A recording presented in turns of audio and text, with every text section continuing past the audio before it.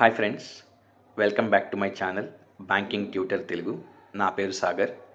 ఈ వీడియోలో SBI clerk నోటిఫికేషన్లో ఉన్న ఇంపార్టెంట్ పాయింట్స్ గురించి డిస్కస్ చేస్తాము.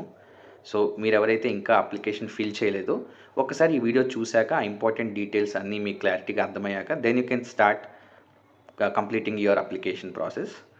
స్టార్టింగ్ ముందు మనం వేకెన్సీస్ ఎన్నో చూద్దాం.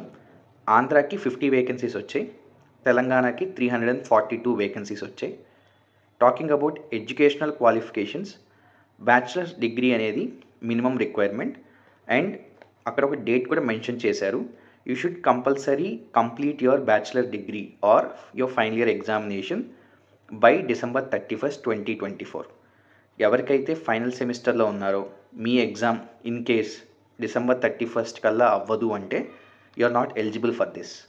So compulsory by December 31st, 2024 మీరు గ్రాడ్యుయేట్ అన్న అయి ఉండాలి ఆర్ మీ ఎగ్జామ్ అనేది కంప్లీట్ అయి ఉండాలి, ఫైనల్ ఎగ్జామ్. ఏజ్ విషయానికి వస్తే minimum age is 20 years, maximum age is 28 years for general candidates and EWS candidates.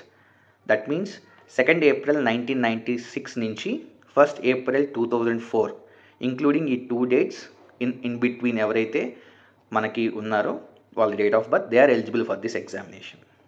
Age relaxation గురించి మాట్లాడితే ఎస్సీ ఎస్టీ క్యాండిడేట్స్కి 5 year రిలాక్సేషన్ ఉంది అండ్ ఓబీసీ క్యాండిడేట్స్కి 3 years రిలాక్సేషన్ ఉంది on top of the 28 year which is there for general and EWS.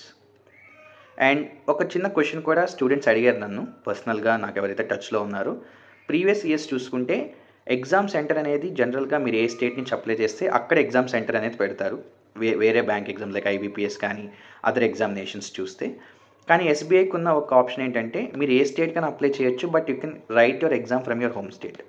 కానీ దాని గురించి అయితే స్పెసిఫిక్గా నోటిఫికేషన్లు అయితే మెన్షన్ చేయలేదు. బట్ అక్కడ ఏమైనా రాశారంటే candidates can choose the centre అనేది ఉంది. అంటే ఒక లిస్ట్ ఆఫ్ సెంటర్స్ ఇచ్చున్నారు. సో మీరు అప్లికేషన్ ఫిల్ చేసేటప్పుడు మీకు డెఫినెట్గా ఈ ఆప్షన్ కనిపిస్తుంది to choose your exam centre location అనేది. అప్పుడు మీకు క్లారిటీ అర్థమవుతుంది where you have your exam అనేది. నెక్స్ట్ థింగ్ వచ్చి కంప్యూటర్ సర్టిఫికేషన్. జనరలీ ఐబీపీఎస్లో అయితే ఇది అడిగారు, you should have a computer certification or మీరు చదివిన గ్రాడ్యుయేషన్లో కానీ ఒక సబ్జెక్ట్ కంప్యూటర్ గురించి ఉండాలి. కానీ దాని గురించి అయితే స్పెసిఫిక్గా ఏం మెన్షన్ చేయలేదు ఎస్బీఐ నోటిఫికేషన్లో. ఫర్ నౌ అది అవసరం లేదు అనేది ఇక్కడ మనం అర్థం చేసుకోవచ్చు.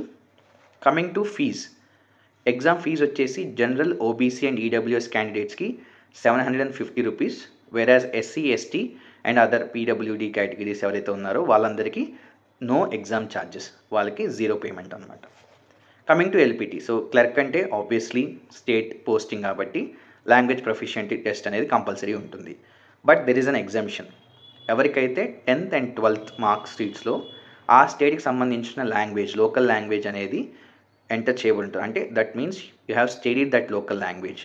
ఆంధ్ర తెలంగాణ చూస్తే తెలుగు అనేది మనకి లోకల్ లాంగ్వేజ్ ఉంది. ఇన్ కేస్ మీ మార్క్ షీట్స్లో తెలుగు అనే సబ్జెక్ట్ ఉంటే 10th or 12th there is no LPT for you. మీరు ఎల్పిటి నుంచి ఎగ్జామ్షన్ ఉంటుంది. సో మీకు only prelims, mains and then మీరు క్వాలిఫై అయిపోతే మీకు డైరెక్ట్గా జాబ్లోకి వెళ్ళిపోవచ్చు. There is no LPT. I hope ఈ ఇంపార్టెంట్ డీటెయిల్స్ అన్నీ మీకు హెల్ప్ అవుతాయని while applying for the job. ఈ ఒకసారి మళ్ళీ మీరు జాగ్రత్తగా చూసుకొని కామ్గా మొత్తం డీటెయిల్గా చదువుకొని అప్లికేషన్ అనేది ఫిల్ చేయండి. బికాజ్ అప్లికేషన్లో ఏదైనా మిస్టేక్ ఉంటే నెక్స్ట్ ఫర్దర్ ప్రాసెస్లో దాన్ని కరెక్ట్ చేయడానికి మనకు ఛాన్స్ దొరకదు. సో క్లియర్గా, క్లారిటీగా అంతా నీట్గా అప్లై చేసుకోండి.